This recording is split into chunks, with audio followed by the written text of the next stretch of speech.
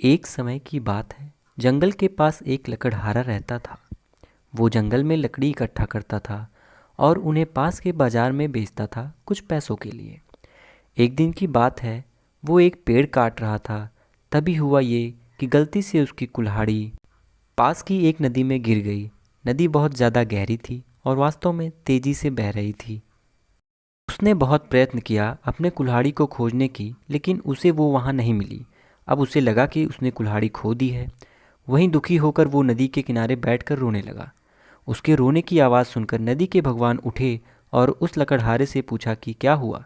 लकड़हारा ने उन्हें अपनी दुखद कहानी बताई और नदी के देवता को उसके ऊपर दया आई और वो उसकी मेहनत और सच्चाई देखकर उसकी मदद करने की पेशकश की। वो नदी में गायब हो गए और एक सुनहरी कुल्हाड़ी वापस लाया, लेकिन लकड़हारे ने कहा यह उसका नहीं है। वो फिर से गायब हो गए और अब की बार उन्होंने चांदी की कुल्हाड़ी लेकर वापस आए, लेकिन इस बार भी लकड़हारे ने कहा कि यह कुल्हाड़ी उसका भी नहीं है। अब नदी के भगवान पानी में फिर से गायब हो गए और अब की बार वो एक लकड़ी की कुल्हाड़ी के साथ वापस आ गए। लकड़ी का कुल्हाड़ी देखकर लकड़हारा मुस्कुराया और कहा कि यह उसकी कुल्हाड़ी है। नदी के भगवान ने लकड़हारे की ईमानदारी से प्रभावित होकर उसे सोने और चांदी की दोनों कुल्हाड़ियों से भेंट किया।